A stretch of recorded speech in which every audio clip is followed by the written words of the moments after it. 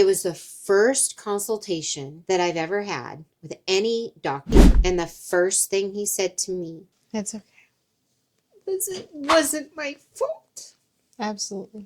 Because even after losing 340 pounds, I was always told, you could do better. Yeah. You're still big.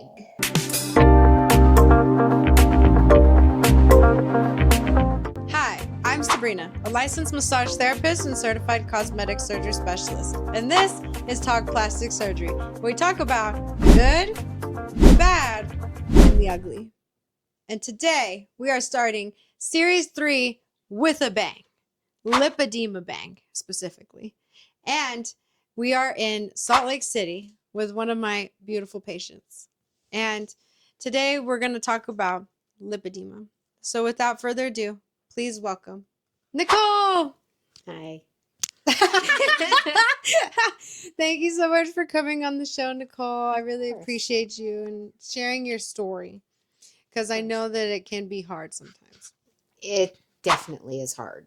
It's something that, as you've spoken about on other episodes, it's when you're finally diagnosed, there's a means to the end. Exactly. And so, when did you discover you had lipedema? I never knew what it was called. Yeah. Back in 2005, my weight had gotten out of control. I was 600 pounds. Wow. And I decided to have a gastric bypass. Yeah.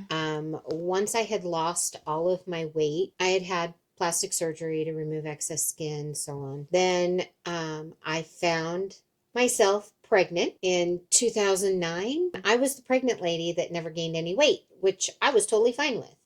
Who wouldn't be, right? Right? Yes. I was totally fine with it. But after I had her, I noticed that I lost weight, but my weight loss was in different areas. Yeah. It wasn't like things were going back to the way they were. Yeah. After the baby. After I had my baby. Now, I was what they call a geriatric pregnancy. Oh. So I figured it had something to do with that. Anyway, I saw my OB about it, and she was like, you'll go back. You'll go back. Yeah. But I lost weight in areas, but not in other areas. It was almost like it was moving from one place to another. Oh, wow. Here we are, fast forward 14 years, 13 years. Yeah. I decided I was going to have my legs done, have the excess skin removed, and I was going to do Lipo 360 all over. And the surgeon says to me, first thing she said to me was, so how long have you had lymphedema? Like, what the hell is that? Yeah. And, she said, this is what you need to do, so on and so forth. So I jumped through all the hoops. She sent me to the Lymphatic clinic in Las Vegas. Yeah. And it was there that the DPT told me, you've been misdiagnosed. And I said, what do you mean I've been misdiagnosed? She's like, you have an adipose tissue disease called lipedema. I was like, okay, so circling back, what is that? Yeah. Yeah, exactly. So she started asking me questions, and come to find out, she was, I went through an exam, and she says, you definitely are stage 3 lipedema, stage 1 lymphedema, but the lipedema is what's causing the lymphedema. I was like, okay, so how do we fix it? Wow. That's insane. Right. That's how they get tied into each other. That's how they get tied in. Because what a lot of people don't realize is your lipedema, it strangles your lymphatic system. Yes. So if your lymphatic system isn't working, yeah, the toxins aren't leaving your body, it's storing in cells, it's a whole thing. Well, the layperson doesn't understand that. They just figure, okay, well, I've lost weight, now I'm gaining it back. Yeah. Well, and it's only gaining weight in one area sometimes, right? Right. In my case, it was in my thighs and my butt. Yeah. Now everybody wants a BBL. Okay, fantastic. Yeah. Take it from me. It's overrated. Yeah, exactly. Yes. Because I had gone years with, losing so much weight, but now I had a baby. I went from a size 16 pant to now I'm wearing a size 20 pant, 22 sometimes, just to get my legs and my butt to fit in it. Yeah. And then having to have the waist altered in because my waist was an 18. Yeah. So I just worked with it. I'm like, okay, this is ridiculous. I've hit a point. Now I just want it gone. Yes, exactly. So after I had been officially diagnosed, I had gone back to that original plastic surgeon, and Was this in Vegas too? this was in Las Vegas.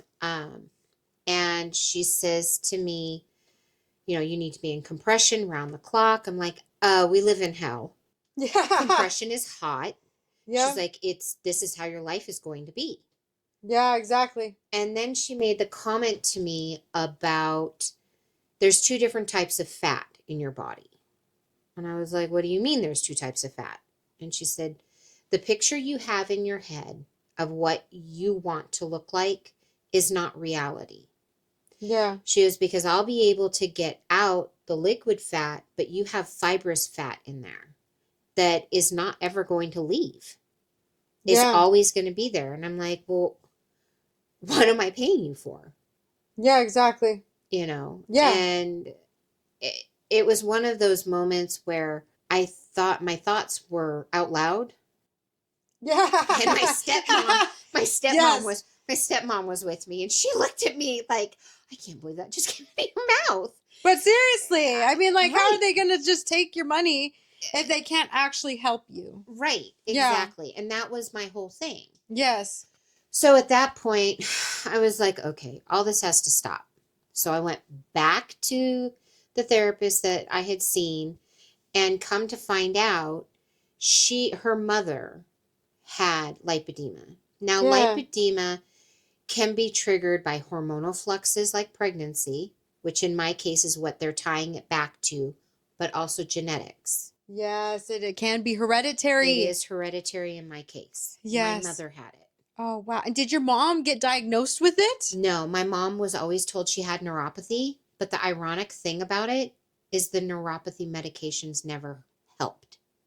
Wow. And my mom had been in an accident, so she was a paraplegic. Yeah, yeah, yeah. But she still had the pain. So they're like, oh, it's neuropathy. And they just up her doses. She's like, it doesn't help the pain. Yeah. And she would bruise real easy. All the classic symptoms of lipedema. Yes. And it looking like lipedema, like specialists have said on your cast, it can feel like rice. But it's like my surgeon, Dr. Smart, said to me, it can also appear as cellulite. Yes. And but it's not actually cellulite. And it's not. That's the craziest thing. Exactly. Yeah. Yes. And then you live your whole life thinking that you have horrible cellulite legs when you actually have an adipose disorder. Yes.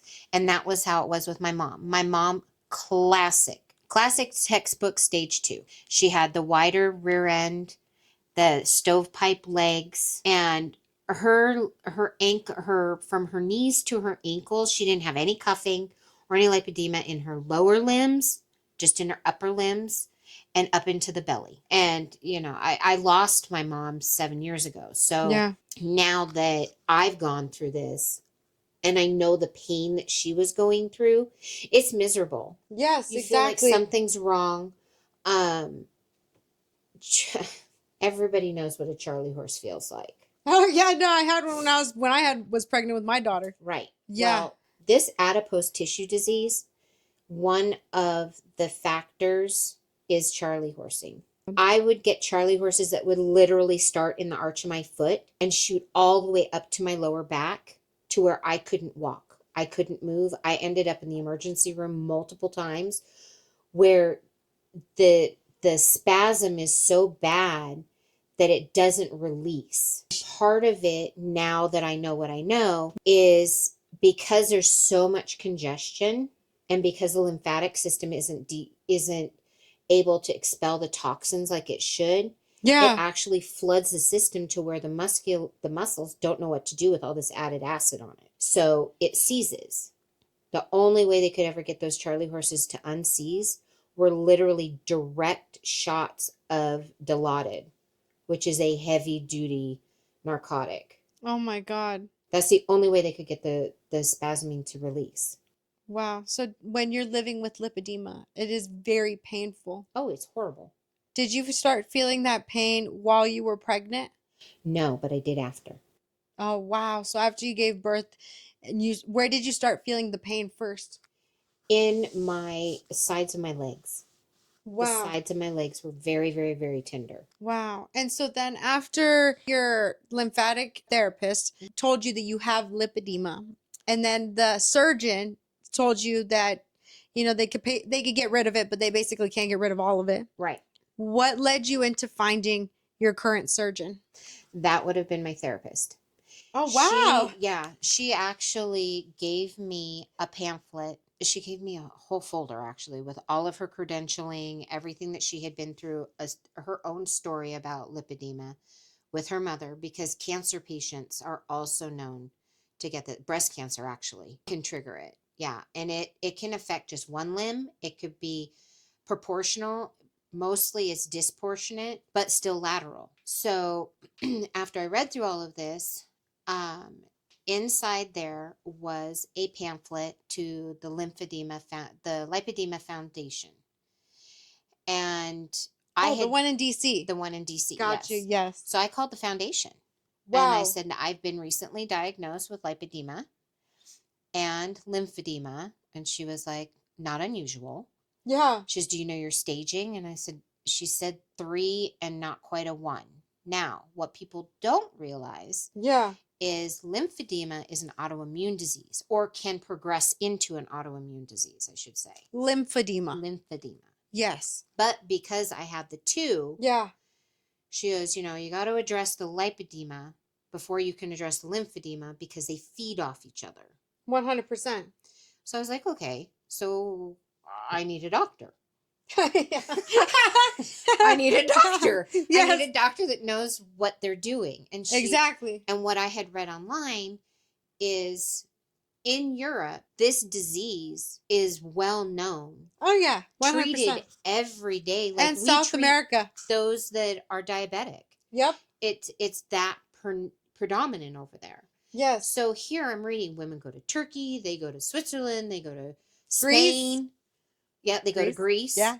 And I'm like, I really don't want to go overseas to have surgery. First off, that's a 17-hour plane ride at best. Yeah.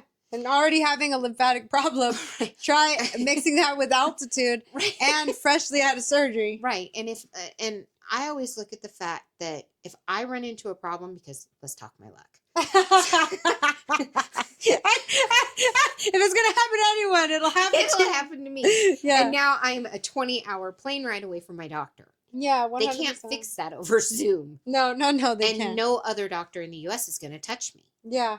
Because they don't even understand what's going on with me. Exactly. So the gal at the foundation said, I'm going to send you a bunch of information. I said, okay, fantastic. So then, of course, I get on Amazon, I buy a bunch of books. Beautiful. Right. So if nobody's going to educate me, I got to educate myself. 100%. Be your biggest advocate, number one. Well, you have to be. Yep. You always have to be your biggest advocate. You have to be.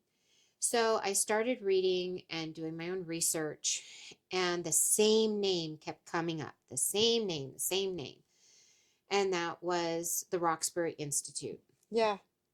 So I was like, well, their flagship is in Beverly Hills. I'm in Las Vegas. It's only a 5-hour drive away. That's pretty close. Nobody in Las Vegas. So I was like, okay, everybody says in Las Vegas, the best place if you're looking for a doctor with any type of specialty is to start at McCarran Airport. That's where I started. So. Exactly. Yes. It's sad, but it's true. Yeah, it's sad, but it's definitely true. I mean, I know, trust me. I get you. Right. So I called over to LA. Yeah. I spoke to a coordinator there, and she says to me, well, would you like to have your appointment in our LA office, or would you like to go to our Salt Lake office? I was like, there's an option. Me not being an LA person, and this is a major thing. I didn't want to feel surgery. Rushed. Yes. And I also didn't want to feel like, okay, I'm walking into an institute in the middle of Beverly Hills with Barbies walking around me. Am I going to feel confident enough to ask the questions that I need to ask? or am I just going to kind of keep my mouth shut and keep it pushing? 100%. So I did a consultation over the phone, and I really like Dr. Amron. I mean, he's very smart. I mean, I've learned so much. Yes, 100%. And then I called to the Salt Lake office, and I spoke to the coordinator here, and I said, I would like to meet with Dr. Smart. And she said, of course, sure, no problem. Would you like to come in, or would you like to do it virtually? And I said, you know what? Let's do it virtually. It'll be easier on me. Yeah. And she said, okay, no problem. Very common. Great. I had our consultation, our interview of patient, interview of doctor, and it was the first consultation that I've ever had with any doctor. I don't care if it's just going to your PCP or going to a specialist. Yeah. That it was a 2-hour phone conversation, and we talked about so many things, and I was educated. And the first thing he said to me, It's okay. it wasn't my fault. Absolutely. And nobody had ever said that to me before. Never. I know. Because it's not. And it was really comforting to know that I was somewhere that they understood me. Because even after losing 340 pounds, I was always told, you could do better. Yeah. You're still big. And I'm like, I've lost 2 people. Like, Literally. 2 people. And I can't get the rest of it to go away. I know, because it's not your fault. So It's something that you're born with.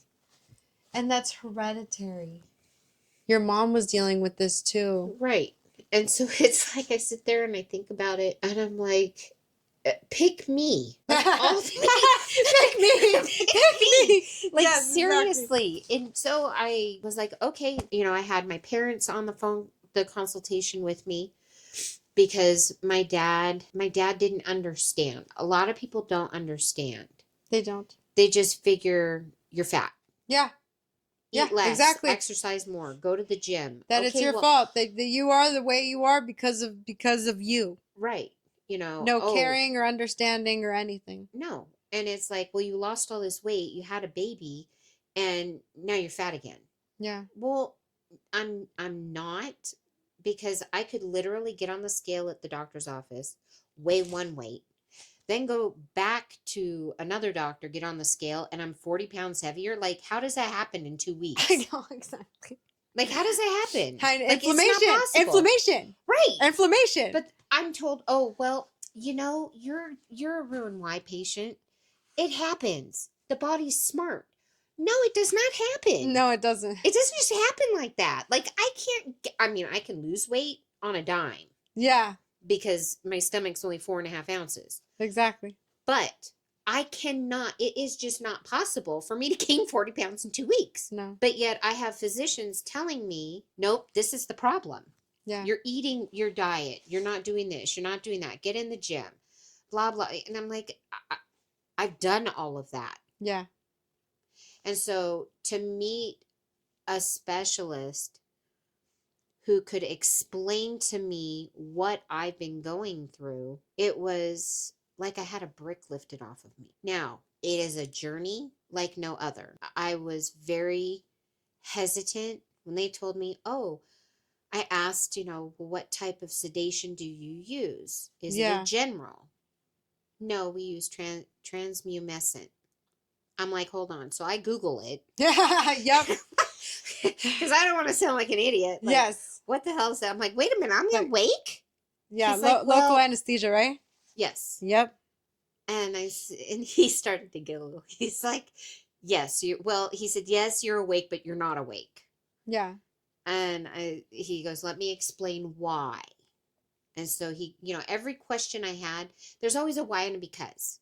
Yeah, exactly. And so he took the time to explain it to me. Wow. And so I was like, 2-hour consult, right? Right.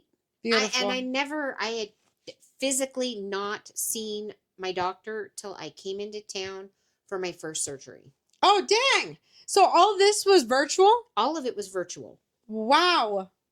All of it was insane. Virtual. And I follow a lot of lipedema patients on TikTok, on Facebook. I belong to several groups. Yeah. And I just sit back and I listen. 100%. And there's doctors out there that claim that they can, they work with lipedema patients and they know all about lippy ladies, and they don't. They just don't. Yeah. It's like, I don't understand how you're trying to help somebody, but you're doing them a disservice because you're really out of your wheelhouse. Yes. And you're not actually performing the proper lipedema lipo that lipedema ladies actually need. Right. How sad.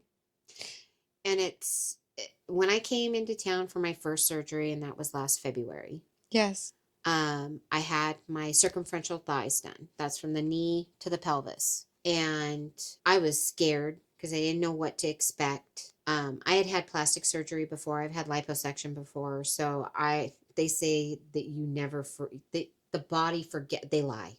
No, the body does not forget. Yeah. No, the body does not forget. It reminds you. Yeah, exactly. So. And especially when you're already sensitive too. Right. Yeah.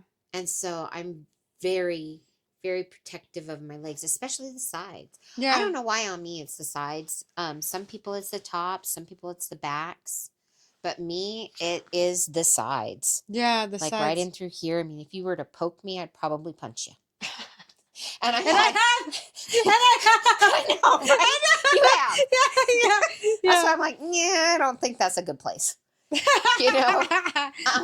But it's a pain that's hard to describe unless you experience it. Yeah, exactly. So when I came out of surgery, they get you right up. Like they put you in your garment and everything on the table. Yes. And in fact, I remember my surgery. I remember my arms more than I do my legs. The first one. The first one was my legs. Yes. I do remember telling Dr. Smart because I had more removal than he had anticipated. I had more fibrotic fat in one leg than I did in the other. And it just so happened to be behind the knee. Yes. And he did say to me, I think we're going to leave this area for, I'll hit this area again when I do the lowers, because we're at the point where you can't have any more medication. Yeah. And I was like, nope, we're here. I'll thug it out. So that's like my coin phrase that the Institute, all the girls, even Dr. Smart, I know we're going to thug it out. I'm like, hey, we're here. We made it this far. I'm here. Just do it. Yeah. And the next day when I came out of all my garment for my first decompression therapy, I was black on the one leg because I thugged it out. But it was worth it. Yeah. I was bruised other places, but the back of this leg was very fibrous. Yeah. I remember. Yeah. Right? Exactly. Yes, yes. So I think you were even bruised in your arms too, mm-hmm. when they hit your arms. I think it. You know what? You got bruised every single time. Oh yeah, I did. Yeah, every single time. I expected. Yeah, and that's normal, especially when they're getting in there so, deep. And then also the type of lipo that they're doing. They're blowing up your skin. Yep. So that they can actually pop all of the fat pockets. Yep. And actually get it out. That's why it's so important for you to go with a surgeon that knows lipedema. Right. And actually knows lipedema. Not just any surgeon, not everybody knows what this is, that knows lipedema and actually can get rid of the fat pockets. Right. And so is Dr. Smart and the Roxbury Institute, are they like on the lipedema associations, like I believe so, yeah. When you called them, like when they referred, because they referred them to you, right? Yeah, they gave me a list of doctors. They can't tell you who to call. Okay, they give you like a list. Yeah, and that was the closest one that you found. It was the closest one to me, but like I said, the name through papers. My degree is in medical, so yeah. I won't read something unless it's a scholarly article, which means it's been vetted by top physicians within the same field. Yes. Or top attorneys or whatever the field may be. It's not just posted. It's actually peer reviewed, and the findings are substantiated. There's Yes. factual truth. Yes. So the name Amaron kept coming up, the name Herbst kept coming up, and when I realized the two of them were in the same place, I was like, okay. I then flipped my research to Dr. Amaron. What is it that this, what makes him the say all be all? Yeah, exactly. In my opinion. And I started researching and learning that his doctors that work with him, they all go through a very rigorous training. Wow, education. incredible. And each doctor's background is of something different. Yes. It's like Dr. Smart, his first go-to before he started working with lipedema patients is dermatology. Oh, He wow, skin. understands the adipose. He understands the organ, because a lot of people don't realize your skin is the biggest organ on your body. Yeah, 100%. Right. And the lymphatic system, how it works with the skin and your circulatory system. And if that fails, you got a whole nother problem. Yeah. Well, yes. My leaky tiki caused me a whole lot of problems. Yeah. Over years. So now we know what it is. How do we fix it? Yeah. And so he said, this is my plan. What do you think about the plan? And they're very upfront. His plan was to start with the biggest area first, which was my thighs. Yeah. I was like, it's all going to get done. Who cares what order it goes? You tell me. Yeah. So we They're started professionals. So. yes. I mean, his biggest area. Yeah, exactly. It'll probably take the longest to heal, was my thinking. And in fact, my thighs, I don't think took the longest to heal. I want to say it was my lowers. What's your lowers? My calves. Your calves? Yeah, 100%. My calves. What was the plan that they gave you? So plan was circumferential thighs first. Yes. Biceps second. Pelvic girdle and lowers, which is your calves. Yeah. Third. And my third surgery, he was originally doing the pelvic girdle and then going up, because I had like this fat roll that was just driving me crazy. I'm like this will not go away. Like lower back. Yeah. Like it just won't go away. What is it? Yeah. He's like, it's lipedema. You got lipedema. And I said, oh, fantastic. Well, once he hit there, he ended up going all the way up my back, because he was like, you had quite a bit of it. Yeah. Through your flanks. I was like, oh, so I wasn't anticipating my flanks. And upper back. And upper back. Yeah. So I was like, oh, okay. So he did my pelvic girdle, my butt, and doing those, he went back into the thighs. Yes.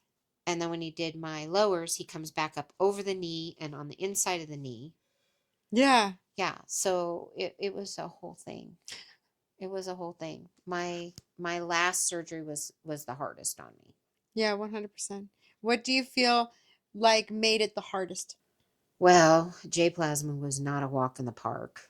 And what is J-plasma? It's an internal skin tightening procedure. Insane. It is insane. Yes. Because I didn't have what they call slack. Yeah. In my lower legs. What does that mean exactly? So when you have excess skin, yeah, they'll sometimes call it slack, meaning you can lift it and move it. Like my arms, this is slack. Okay, gotcha. It moves. Yeah. I didn't have that in my calves. Even after all of the removal of the lipedema that he did, my calves are half of what they were. Yeah, 100%. And I didn't have that slack. So he's like, you could do the J-plasma and it will tighten everything up. Yeah. And whereas I have to worry about a lift or anything. Right. I don't have to do the lift. So I was like, oh, okay. I got to do a thigh lift and all the rest of that lift. So if I can leave one area.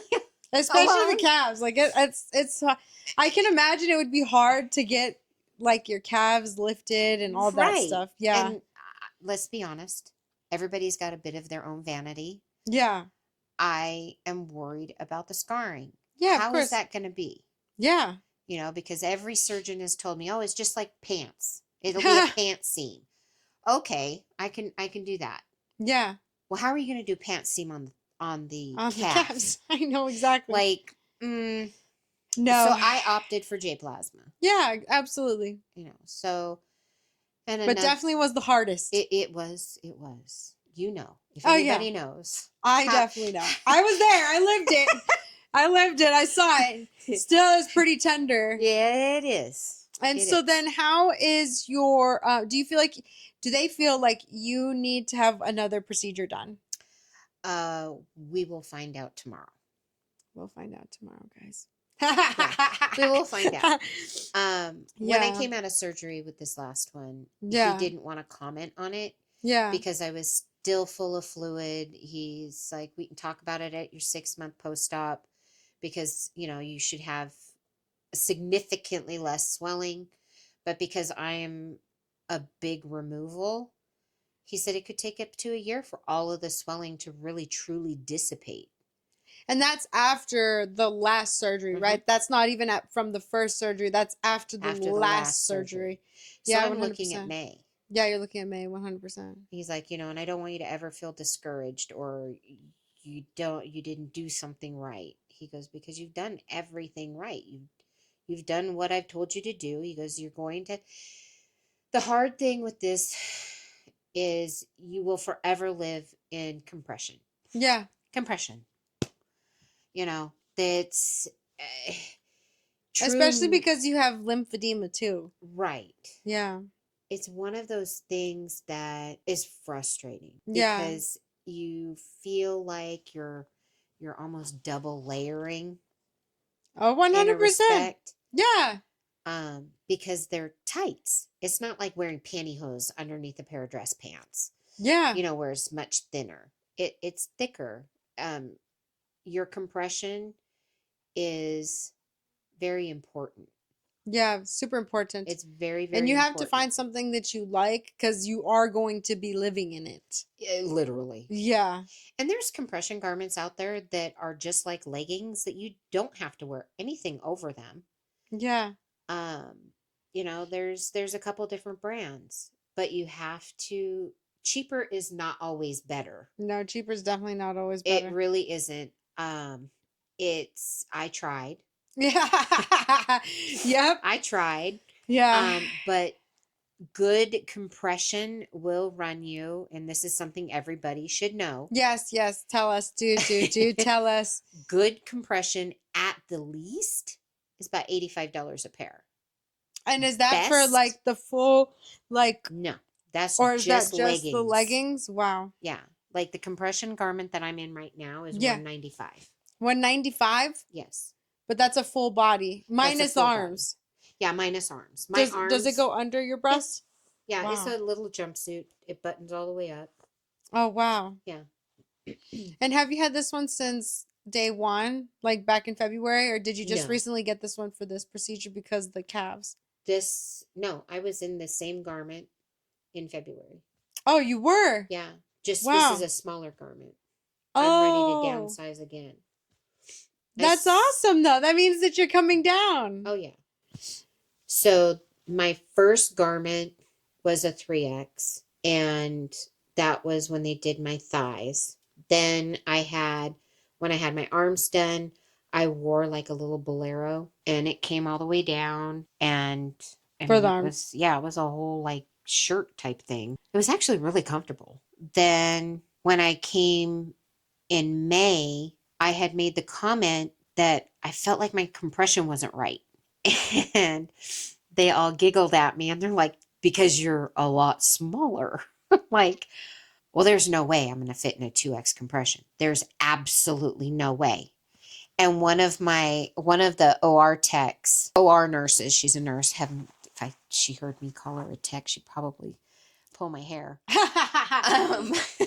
She was like, oh, honey, I get everybody into everything. Don't worry yourself. I was like, no, there's no way. There's absolutely no way. And if Yeah. I can't breathe, I'm going to be even more upset and miserable. She's like, no, you'll be fine. I was like, okay. And she put me in the 2X compression. I was like, holy cow, you did that without struggling? She's like, yeah. I don't know why you seem to think you're so big. Body dysmorphia.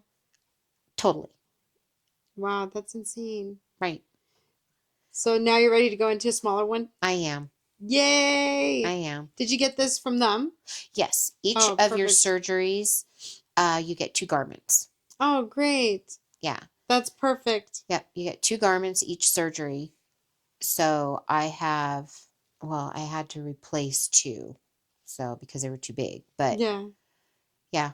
Well, did they recommend MLD? MLD being manual lymphatic drainage. Yes, they did. Massage, but it's not a massage.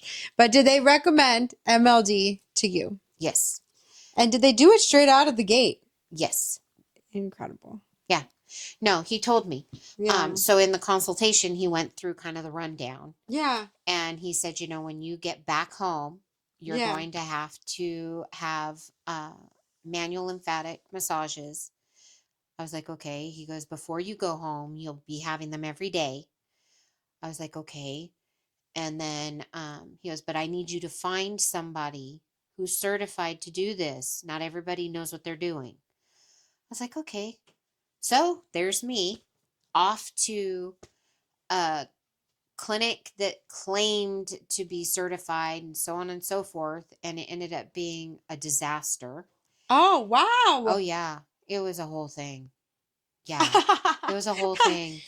Oh, And man. How terrifying. That's terrifying. Yeah. It was. Well, I'm coming out of surgery, and my MLD therapist here is telling me this is what you've got to do minimum twice a week. Minimum. Yes, exactly. To control the inflammation and the swelling while you're healing. I said, okay, fine. She's like, that's 6 to 8 weeks. I said, yes, I was already told that. I'm on board. Yes. I found somebody. I made sure I had all of my ducks in a row before I even came for surgery. I go home from surgery. I go to my appointment expecting decompression therapy, and it was a measuring. We're going to measure you. I'm like, measure me for, okay. Thinking intake. Who am I? No, but that makes sense because right. I check your garments too before I see you, but that's not what the whole thing is. But then what happened? That was all he did. What? Yes. He just measured you? He measured me. And then he's like, well, we can probably recover your joints. And I was confused for a second. I said, hold on. I said, I have lipedema and lymphedema. I just had all the lipedema and my first round of lipedema liposuction removal in my in my thighs. I said, so I'm confused on joint recovery. And he says to me, he goes, well, because we have to get your joints back into shape. Eventually, okay, I'm on board with that. What was this, like a PT? Well, he was a DPT claiming to have a specialty in lipedema. Yeah. And so I was like, no. I went back to the lymphatic clinic that I was diagnosed at. Yeah.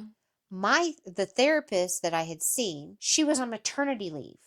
Yeah. They were claiming her credentials. Because she's still employed. Yeah, yeah. Yeah. But the guy was claiming her credentials. Right. Right. That's terrifying. And I'm like, wait a minute, hold on. He's like, and so-and-so is going to be seeing you for your treatments. I was like, okay, so they're what? An hour, hour and a half? How long are they? 30 minutes. I'm like, wait a minute. Oh my God. Right. That's insane. 30 minutes? Right. How are they going to get through everything that you just went through in 30 minutes? Thank you. So now, keep in mind, I flew on a Saturday night. Yeah. No, I flew on a Sunday. Yeah. I had decompression Saturday. I had decompression Sunday morning before I got on the plane. Yeah. I flew 2 hours. I'm now in a different elevation after being in the air after surgery. So I'm even more swollen. Yes. And they had me wrapped. I wasn't just in garment. I was wrapped after surgery. Yep. To control because of flying. So now here we are. I get home Sunday night. I'm seeing this clown on Monday morning. and I'm hobbling. I get out. My dad was with me, and he's like, "What's wrong?" I was in tears. Yeah. He's like, "What happened?" And so I told him, and he was like, "What the hell?" I was like, "Yeah." He's like, "Didn't you make sure all this was in place before you left?" I was like, "Yeah." Like 3 weeks before I went in for surgery. How sad. So I'm not even in the car seatbelt on yet. I call up to my MLD here, and I'm like, "Help." And she's like, "What's wrong?" And so I told her, and she's like, "If you don't have decompression by Wednesday, you need to have your ass on a plane and back up here." Yeah. And I was like, I am so miserable. I was so swollen. Everything was like stopped. It was weird. It was like I could feel I could just feel that my lymphatic system wasn't circulating like it should. Yeah. That I felt like my whole body was just pooling everywhere. Yes. And so, Like suffocating kind of, right. right? Yeah. So she's looking for somebody. I'm looking for somebody. And Lisa calls me up and she's like, "Here, call here." And that was you. And so I was like, that's funny because she's the first person on my list. And she was like, "Well, from what I can see, she's a me there."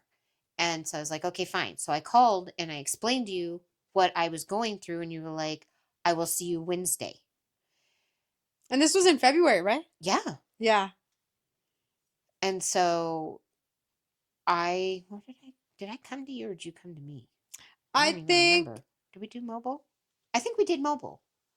I think we did mobile my first visit. yeah, your first visit we did mobile, and I actually saw you for 2 hours. Yeah.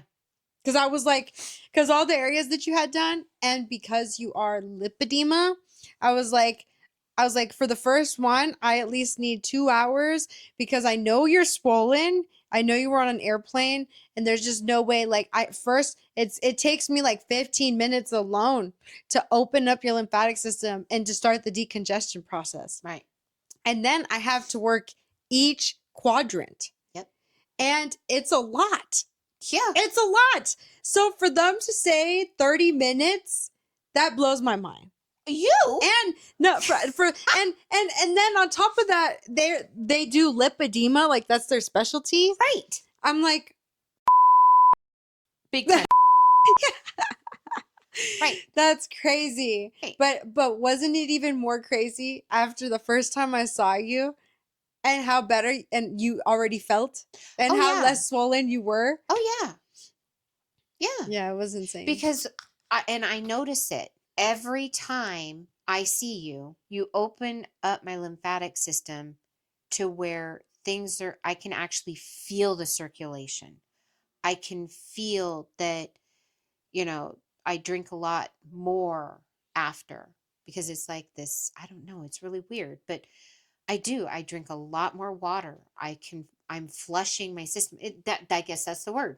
My system is finally functioning to where it can flush. Yeah. Yeah, I can finally take out the trash. Right. And get the pipes moving. Right. And get all of the bad things out. Right. And actually learning from your MLD here, Lisa, incredible person. Wait till next episode. Learning from her, I understand this on a whole new spectrum now. Because just like you said, you have a adipose disorder that is constricting and basically suffocating your lymphatic system. Now that they have gotten rid of that, it's not suffocating anymore. Right. And now the fluid can actually flow to where it needs to go. Right. And it's incredible. And that's why now, and even as we are working together now, all these months out, even from May, from the third surgery, it's crazy how much faster the inflammation goes down. Well, you know what's even stranger? I noticed between my first surgery and my second surgery, because I went into my my first and second surgery to my third surgery. My lymphatic system was working and was decongested going into the third surgery, whereas the first two surgeries it wasn't. And now it's because you're getting regular MLDs done. And of course, like I already know that you eat good, like and then you wearing your compression garments, you're following the 5 keys, and you have a beautiful mindset of all this. You're one of the very few that does the more extensive research that I've ever seen. And actually knows the medical terminology on top of everything. You know what I mean? Right. Like you actually understand the medical parts of all of this that you're going through. But now going in and having the next surgeries, your lymphatic system's more healthy now. It is. And it can actually function better. Which is quite nice. Thank you. I know, right? Right? It takes a team. It takes a team, man. It really does. And Yes. that's one thing that I can honestly say. When you're doing your research after you've been diagnosed, or even before, if you've self-diagnosed and you Yeah. start reading, read with an open mind. Yeah. Don't panic, because it's not something to panic over, because you've been living with it for years. And it's not your fault. Right. And it's not your fault. Right. And I think that's like the hardest thing. And that's the thing, is it's not your fault. And Yeah. being told that you're slim thick, or, ooh, they don't build them like you, or, wow, I'm telling you, if it's been said, I have heard it. Yeah. I mean, I get it. There's some people that are ass and leg people. There's some people that are boob people. There are just some people that are just, well, it's the whole package. Okay.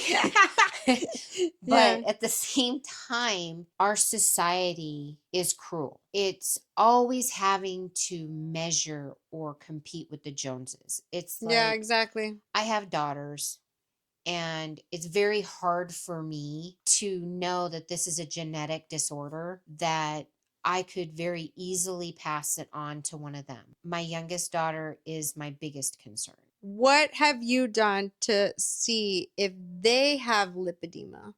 And what kind of plan in place do you have to manage their lipedema? Well, first, they've learned through my journey that it's not their fault. Yes. You know, it's just the cards that we got dealt. Mental, emotional support. Right. Number one. And whether they're twigs or they're a house, they're my babies. They're my life, my heartbeats. Yep, number one. But if I can have them tested, which I do know for a fact that they can be tested, to confirm that they either have it, they have the potential of having it, or they just don't have the gene to have it. If I have to mortgage everything, they will have the testing done. I don't want them to go through what I've gone through. And the good thing is that it can be managed. Oh, it can. Yeah, it can be managed. It can be managed by diet. It can be managed by compression. I mean, massage. Yeah. It's an exercise. An exercise. Yeah. You know, and eating healthy. Yes. The one thing that exacerbates the swelling is refined sugars. Yes, big time. Big time. And a lot of the fake crap that they put in our food. Right. In America. You know, I know, we're the land of GMOs. I know. Moved to Europe. And the boxes, everything that comes out of a box nowadays. You know what I mean? Right. I'm Italian. Okay, so we're all about our pasta and about meat and eat. However, you go to Italy, you don't find very many fat Italians. You come to America, you do. It's the difference of the GMOs. Yeah, it is. And the grains that they're putting into the pasta and stuff, way different. Complete. They use ancient grains. Yeah. We use genetically modified grains. Yep, exactly. Because it's less expensive. Okay, well, again, here we go, circling back. Even with compression, cheaper's not better. No, exactly. Cheaper's not better. Garbage in is a problem. Food. Yes, exactly. But, you know, you just, once you do your research, and I'm telling you now, you're going to see Dr. Herbst, her work in many books.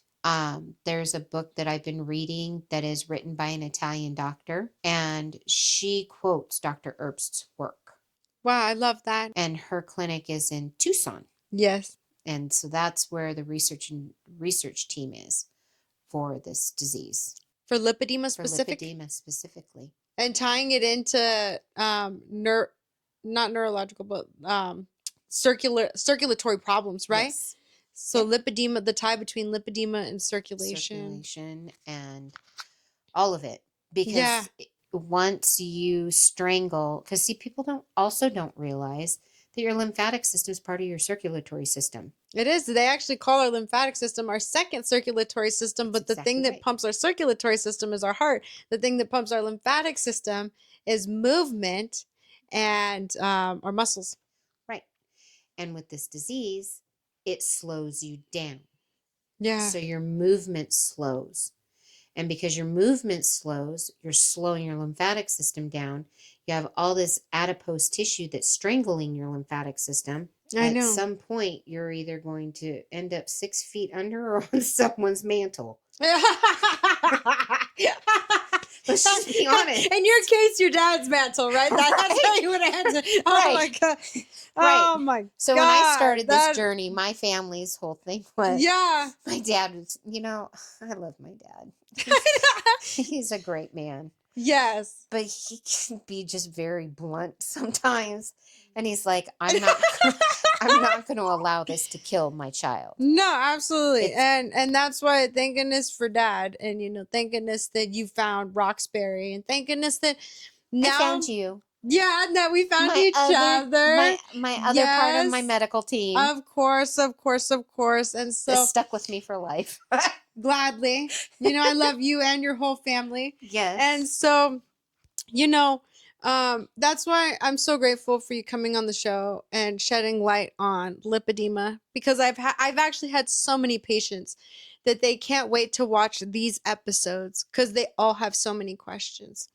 Ask away. I'm here. Yeah. They just all want to know, one, how to manage it, and one thing that I actually a good question is, now that you have started this journey, what is going to be your plan of action this now moving forward? Moving forward, I'm actually going to be starting GLP-1 therapy with trizepatide because it will control the inflammation. They've got multiple studies that it will control inflammation, which for lippy ladies and lippy men, that's vital. So I will be starting. And lymphedema too. Yeah, and the lymphedema. As well. So I've got the GLP-1 that I'm going to be starting. Yes. Then my MLD, I've got to go back. I have to go back to my once a week. Yeah. So even though, you have, we have been spacing it out because work life, obviously we got to think, realistic. What is something that you've been doing at home? Oh, my vibration plate. That has been helping you. I have my vibration plate, which I have one under my desk also. So because I sit a lot with my job. Yes. I have my legs on my vibration plate, I would say probably 2.5 hours a day. Awesome. And do you feel like it helps, the vibration plate? It does. It really does. Right? Isn't that incredible? Yeah. I love that thing. In fact, I keep saying I'm going to buy another one for the house. So I have one at home and one at work. But I just tote it back and forth, which is kind of a pain. But, I have my vibration plate. I have my pump at home. Yes, the one that the Roxbury gave you, right? Yes. That they gave you? Yeah, perfect. I'm not as diligent with my pump as I am my plate. But the plate's a lot easier. It is. Because didn't you tell me, the pump, you, even your daughter has, help you get into it sometimes, right? Sometimes, yeah. So if I'm really swollen, like right now, my legs are driving and all the rest of it, I feel the heaviness. Yeah. So on days or weeks where I've abused my body and not listened to it, which is another thing with this whole disease, because it is a disease. Yeah, it's a disease. You have to listen to your body. Yes. I am the worst person of listening to my body or listening to my kids or even my husband, because I just keep it pushing. It's like I've got 12 spinning plates and I have to have 11 of them accomplished before I go to sleep at night. Yeah, exactly. So it's just, I have a high demand job. I mean, it's a lot. It is, yeah. And when I hit that point where even my husband's like, I think maybe you should go get in your pump. Yeah, exactly. Why? How about we go watch TV in bed? Or, how about I help you? And God bless him. He does try to help, but he ends up calling our youngest daughter in to help because he's like, I don't know what the hell I'm doing. Because I'm like, that's not right. It doesn't feel right. Something's not right. Yeah, exactly. Because even with your pump, if it's not laying flat, Yeah. when it starts to pump, it hurts. Oh, You wow. can't have ripples in it. No. And so you have to unvelcro it. And the pump is a horse of a whole nother color. But as I've lost weight, I guess you could say, having these procedures done, Yeah. I know when I'm swollen because I have to readjust things. I know when I'm not because I can get into it in my smallest setting and be done with it Yeah, and the pump. in my pump. And I'll fall asleep in it because it's an hour. It's a cycle of an hour. When I do my lower torso, the pump comes all the way up to just below my boobs Mm-hmm. and covers my toes. Wow. Yeah. And I'm in it for 65 minutes. Oh And my I'll fall gosh. asleep because it actually feels like a bunch of little people massaging you all over your body the same time. That's incredible. Yeah. And then the top part literally comes up to here. You can't move. I mean, it's a whole thing. It's a whole thing. It's a whole thing. Oh my gosh. But Incredible. I feel better, Yeah. And at least so, it's a good way to manage. and that's what it is. And from home, It because it's is. all, when it comes to this, it's all about managing. And that's the key thing is you Yeah. can't just say, oh, okay, I was diagnosed with lipedema, lymphedema. I get to just keep it pushing. I'll wear my compression. I'll be fine. No, it's not like that. And people don't realize, yes, I've had probably half, 3/4 removed, but I still have another surgery, possibly two. And then we haven't even talked about skin removal.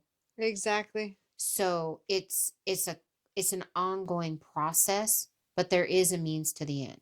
You can't get discouraged. It's a huge emotional journey. I mean, when I came out of my first surgery, I was sobbing. The day my post-op appointment, when they took me out of everything and I actually looked at my legs, I was like, whoa. I was like, wow. Like you didn't know that they could get smaller. Right. Yeah. My thighs especially. Yeah. Because I had stage 3, almost 4 legs. Yeah. I was lucky enough I never have had the cuffing at the ankles, which it basically looks like your skin looks like socks. Yeah. Exactly. I didn't have the stovepipe lower leg, calf, ankle. I didn't have any of that. I still had definition. They were just big defined. It was a lot for me. And then to see the swelling going down, I was just like, wow. How did you deal with it emotionally? The journey from February to now. I get frustrated with myself because I feel like I should have known. Yeah, I know. And I don't see myself as small as other people do. And I probably never will. I'm sure at some point I'll wind up on a shrink's couch, but at this point, yeah, at this point, I got enough going on. I don't need another doctor. I know, right? Right. Exactly. No, not right now, at least. I see my MLD for my shrink moments. Cheaper than one. No, I'm just kidding. But yeah, no, exactly. But you know what? I have to say that you are so strong, and I know that sometimes you might feel like this is just something I have to go through. Like I'm not strong. Anyone else could go through this. Yeah. That is not true. Everyone who goes through this and decides to take that step forward and make this journey, and even anyone who discovers that they have lipedema, they are strong from going through this. And you and me being a part of your journey, I see how strong you are and how hard it's been. Well, it's definitely not for the weak. That No, I will it's guarantee not you. for the weak. The pain, not even alone, just the pain that goes into it. Yeah. The emotional pain on top of dealing with a high stress job. then trust me, I'm like, that alone causes inflammation. I'm like, you know what? But you are dealing with all of it on top of having kids. It's a lot. But you know what? I commend you. And Thank you again so much for coming on my show. And let's start some rapid fire questions. Okay. Okay, fire away. I know. For question number 1, how much has this journey costed you? And did you pay out of pocket or does insurance cover it? At the time, I didn't have insurance. So my surgeries thus far, I'm about 60,000 in. Wow. Yep. And that's cash. That's cash. Incredible. And then my therapies, I figure I'm probably about 70 in. Yeah, 70 in. Yeah, 65, 70. So it's definitely an Oh, expensive. I'm going to be my own exotic car when we're done. I love that. And yes, you Yes, are. You're I going to be a will be. Bugatti. Yeah, we Exactly. going to make you a Bugatti, girl. 100%. And so for question number 2, do you feel like the massages are a huge part of the journey? Definitely. I've done more than what's recommended. So when you get your outline for surgery and they tell you, okay, you have to do this for 6 to 8 weeks. Then after that, it's a maintenance, but it's something you should do, but I can't tell you have to do it because it's costly and insurance may or may not cover it.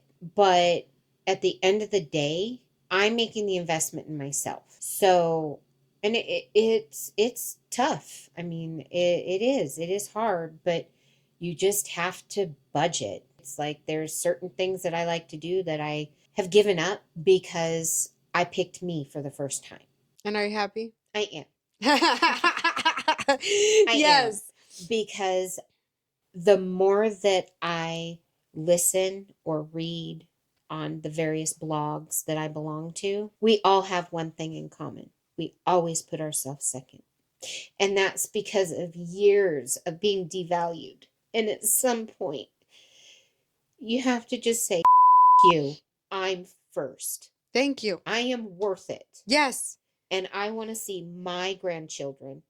And I want to be that grandma that Runs after them. runs after them. Mm-hmm. And if you don't take your diagnosis seriously, you will not be able to walk. You will end up in a wheelchair. Yeah. You will end up like some of those people that you see on 1,000-pound life. And it's not because you're eating too much. It's because your body has turned against itself. Yeah. And you haven't found the right doctor or team to tell you it's not Your you. fault. Exactly. And I found those people in the US and I value every one of you. Always. Every day. And for my last question, how has this affected your friends and your family? They're happy that I'm happy. Because now you're putting yourself first. Yep. And you know what? One thing that I tell everybody is nobody's going to put you before you. Right. So you always have to put yourself first. And that's true. Yeah. It's very true. Now, if I And- could just figure that out with my work life, we might,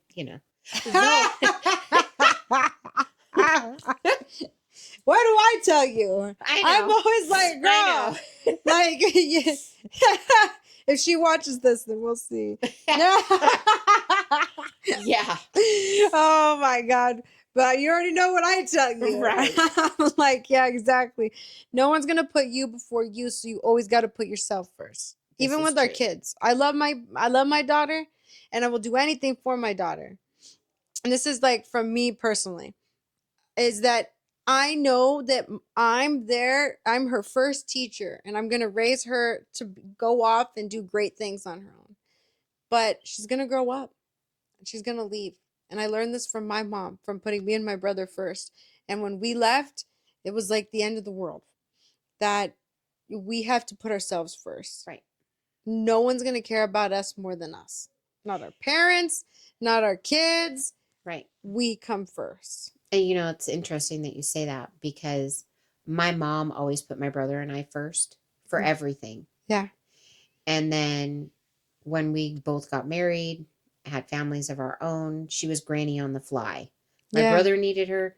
she was in Seattle. I needed her, she was in Atlanta. And then when we lost her, it was like our world stopped, you know. And I have my dad. My dad's always been one of my biggest cheerleaders and looked out for me, and my stepmom, or my bonus mom, however you want to call it. Yeah. You know, she's a huge supporter. She always has been. But my girls, my oldest, she getting ready to go to college. Okay, fine. I said, you cannot apply to a college that's in Nevada, Utah, California, Washington, Oregon, or Idaho, Arizona, or New Mexico. She's like, well, that pretty much 86 is the West Coast.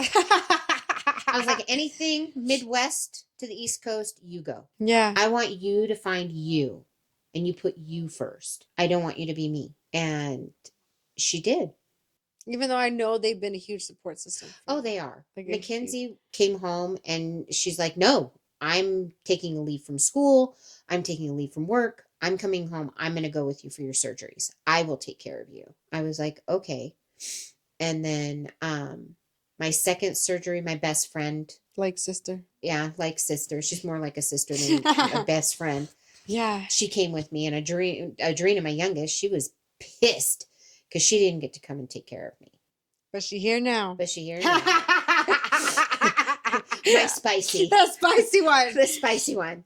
Oh my gosh. No, But I love yeah. it. But thank you for putting yourself first. Finally. And it's not your fault.